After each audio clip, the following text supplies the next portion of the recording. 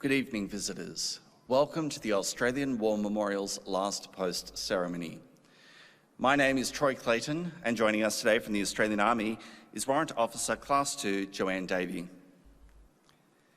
We warmly welcome the family of Lieutenant Harry Forster Rutledge, whose story will be told shortly. We welcome the veterans who have served, those that are still serving, and the families that support them.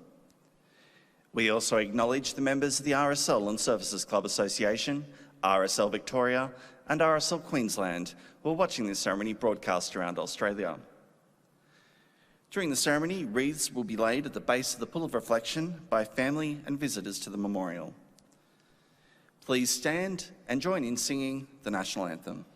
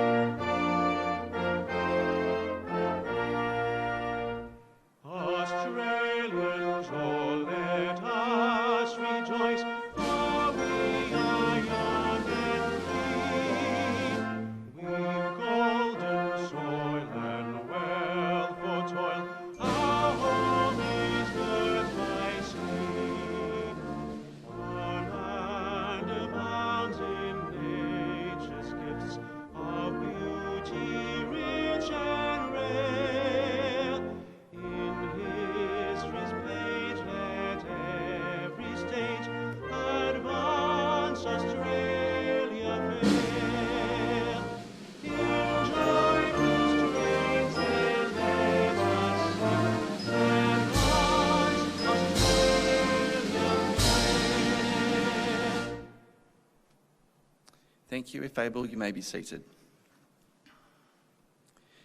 The Australian War Memorial was the vision of Charles Bean, Australia's First World War official historian. Bean landed with the Australian troops on Gallipoli and stayed with them at the front through to the end of the war. The idea of this national memorial and museum came to him at Pozières, France, in the depths of the bloody fighting of 1916. Bean's idea was that this would be a place where families and friends could mourn their loved ones buried in faraway places. It would also be a place that could help all Australians understand what these men and women had endured and what they had done for us. Bean's vision, to which we remain true, is best expressed as inscribed in the entrance to the memorial's galleries. Here is their spirit in the heart of the land they loved, and here we guard the record which they themselves made. Tonight, we will read the story behind just one of those on the Roll of Honour, which lists the names of more than 102,000 men and women who have given their lives for us in war and operations for more than a century. But first we present a lament, Flowers of the Forest. Wreaths or floral tributes will now be laid at the base of the Pool of Reflection.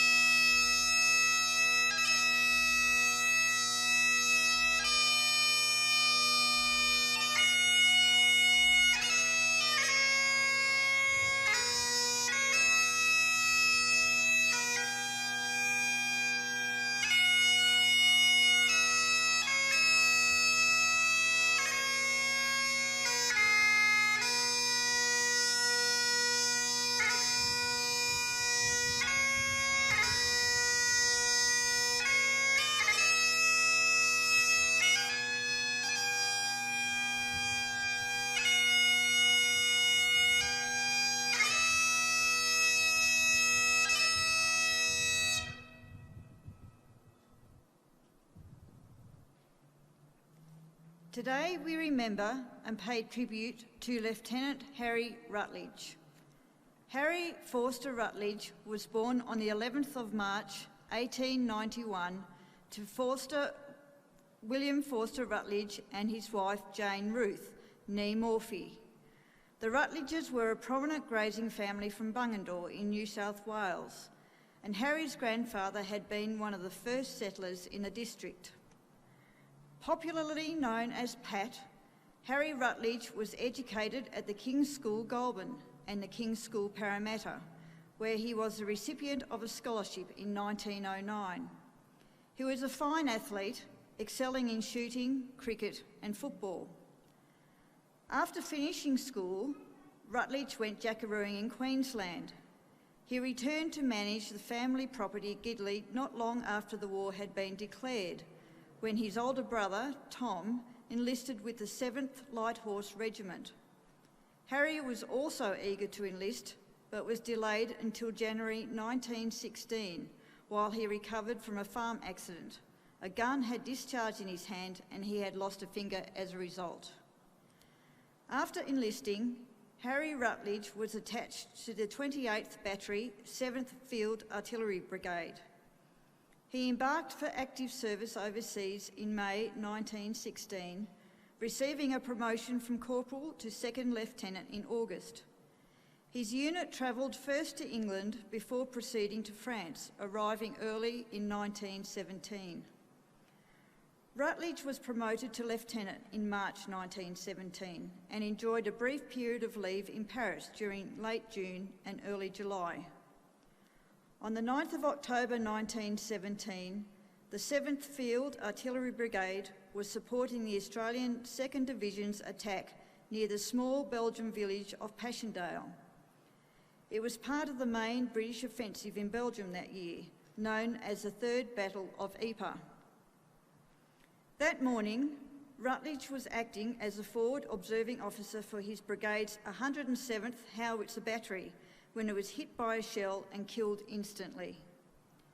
In a report on his death, Major Marful, the officer commanding the 107th Howitzer Battery, said, "He was a fine soldier, and when he went, the battery suffered a serious loss. I miss him personally very much, as he was my right-hand man and a solid friend." Marful reported that Rutledge was buried near a place called Tyne Cottage by the battery telephonists. He now has a grave at Docky Farm, New British Cemetery in Belgium. He was 26 years old. Rutledge's family continued to serve during the war. His brother Tom was mentioned in dispatches while serving in France with the 2nd Pioneer Battalion. From April 1918, Tom Rutledge commanded the 4th Pioneer Battalion and was confirmed as Lieutenant Colonel about a month before the war ended. Harry Rutledge's aunt, Alice Chisholm, was made a dame for her war work. From 1916, she established the soldiers' canteens throughout Egypt and the Sinai Palestine that nurtured and fed hundreds of thousands of men of the Egyptian Expeditionary Force. After the war, the Rutledge family had a stained glass window installed in St Philip's Anglican Church in Bungendore in honour of their beloved Pat. They also planted an avenue of chestnut trees as a memorial to the 14 men from Gidley Station that had enlisted. 2 men besides Rutledge were killed. Lieutenant Harry Rutledge's name is listed on the Roll of Honour on my right, among more than 60,000 Australians who died while serving in the First World War. His photograph is displayed today beside the pool of reflection. This is but one of the many stories of service and sacrifice told here at the Australian War Memorial. We now remember Lieutenant Harry Rutledge, who gave his life for us, for our freedoms, and in the hope of a better world.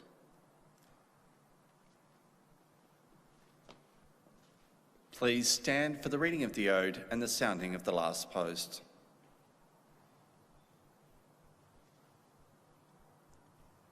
They shall grow not old, as we that are left grow old. Age shall not weary them, nor the years condemn. At the going down of the sun and in the morning, we will remember them.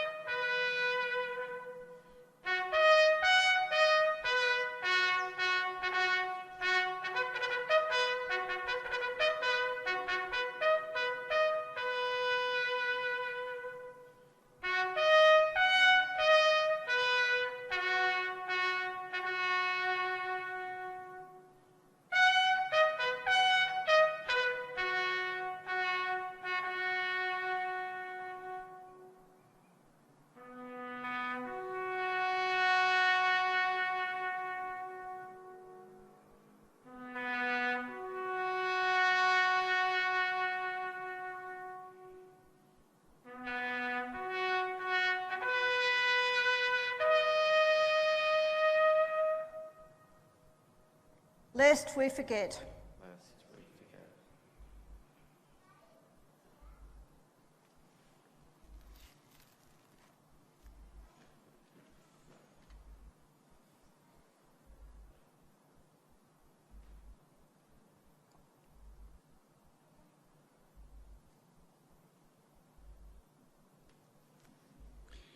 We leave you this evening with the words of the memorial's founder, Charles Bean. Many a man lying out there at Pozières or in the low scrub at Gallipoli, with his poor, tired senses barely working through the fever of his brain, has thought in these last moments, well, it's over. But in Australia, they will be proud of this. Ladies and gentlemen, that concludes the last post ceremony. We'd like to thank you for visiting the Australian War Memorial. Wish you all a very good evening. Thank you.